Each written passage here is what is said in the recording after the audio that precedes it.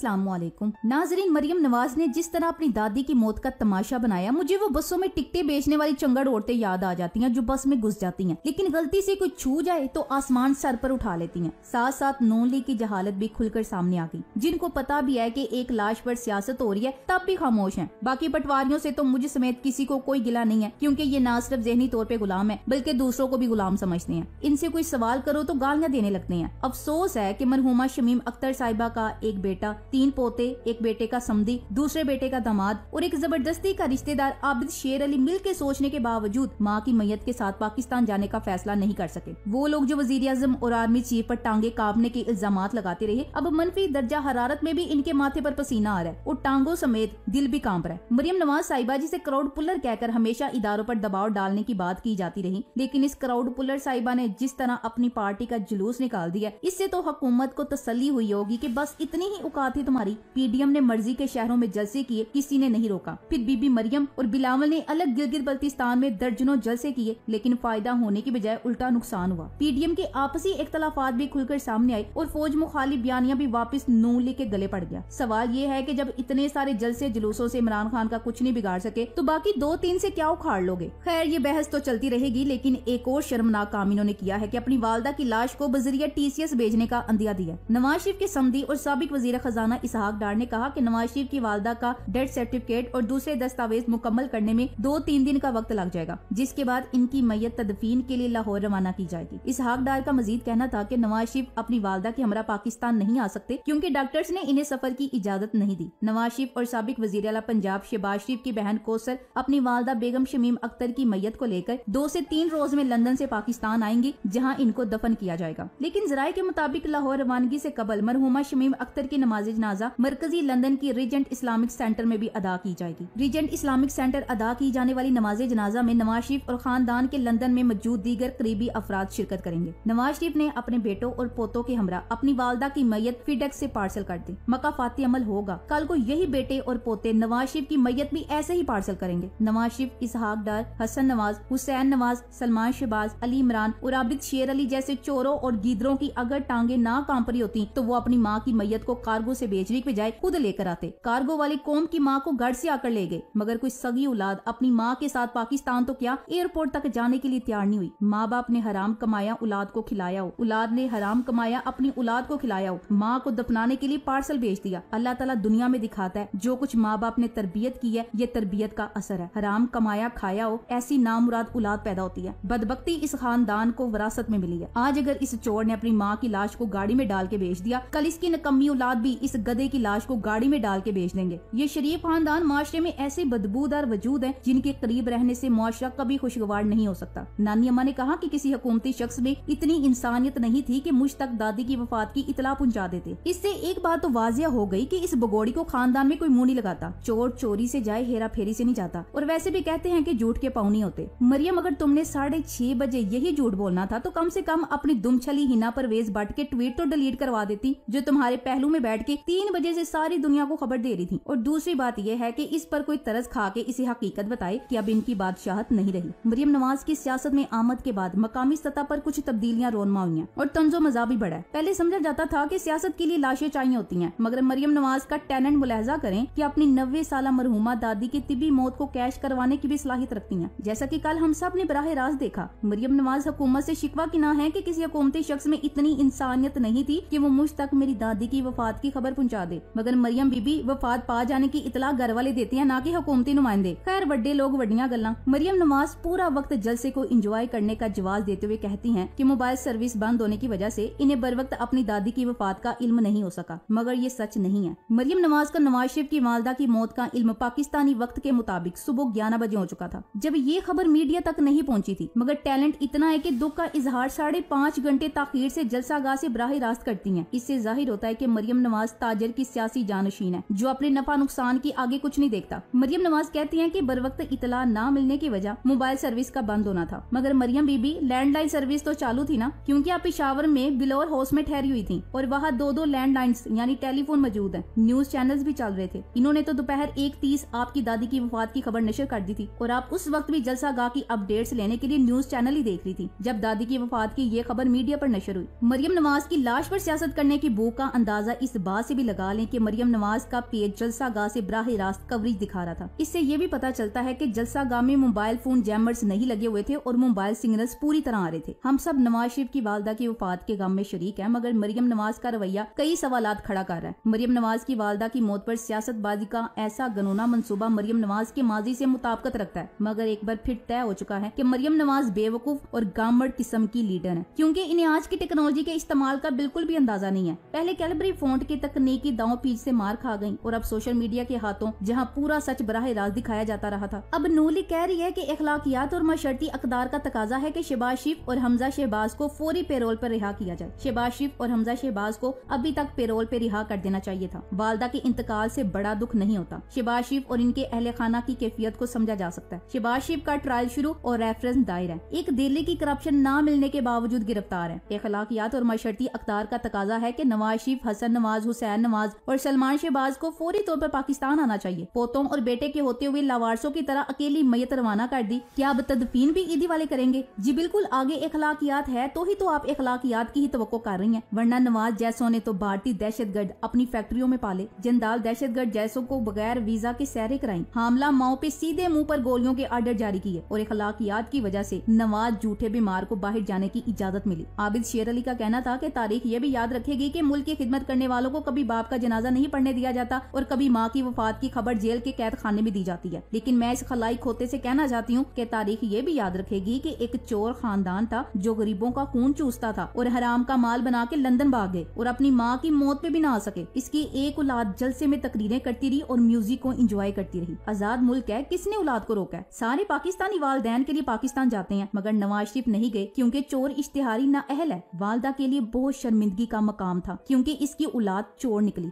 तारीख ये भी याद रखेगी कि माँ के जनाजे के साथ पहले भी बेटे नहीं आए और बाद में भी बेटे नहीं आए, क्योंकि इनको माँ की मोहब्बत नहीं, अपने पैसे अजीज थे। हलाल के होते तो किसी की मजाल थी इनको रोक सकते। आज भी कोई रोक तो नहीं रहा, लेकिन अपने करतूत ऐसे हैं कि हिम्मत नहीं होती। तारीख में ये भी लिखा जाएगा कि मुशर्रफ ने इजाजत दी थी कि वो अपने बाप की मैयत को दफनाने आ सकते हैं, पर दो गीदरों ने हामी नहीं भरी, क्योंकि इनका पैसा ही बाप था, है और रहेगा। अब अपनी माँ की लाश को भी खुद नहीं लेकर आएंगे और इस पर सियासत करेंगे और चोरी के पैसे को तरजीह देंगे। गुस्सा मुझे किसी और पर नहीं, अपने समेत अपनी पूरी कौम पर है, जिसने नवाज शरीफ जैसे इस बेशरम को अपना समझने की गलती करके 3 बार वजीर आजम बनाया, जो अपनी माँ का भी नहीं निकला। नवाज शरीफ से भी बड़े बेशरम मीडिया में बैठे वो लोग हैं जो मजलूमियत पर किस्से तैयार कर रहे होंगे, जो दुनिया का मजलूम तरीन शख्स नवाज शरीफ को साबित करने के लिए दिन रात एक कर देंगे। मरियम नवाज जो सारा दिन कहती है कि हुकूमत जाली है, हुकूमत सिलेक्टेड है, मैं इमरान खान का नाम नहीं लेना चाहती, हाँ मगर मेरी दादी की वफात की इतला मुझे ये हुकूमत दे, क्योंकि मेरी दादी आज फोत हुई जबकि मुझ में शर्म हया कई दहाइयों से फोत हो चुकी।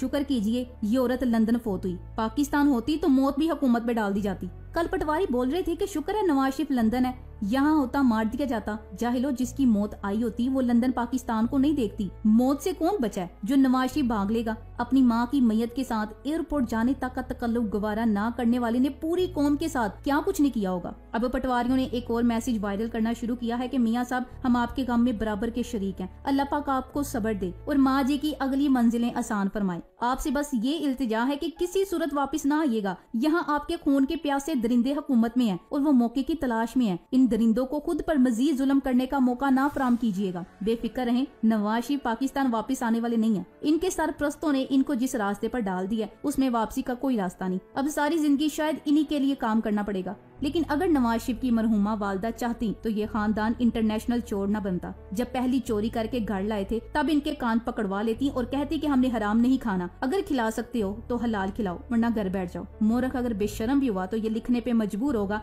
कि एक मर्द मुजाहिद ने माँ की मोहब्बत में 3 अस्पताल बना दिए और एक भगोड़ा डर के मारे माँ को कंधा तक न देने आया। Thanks for watching. Allah Hafiz.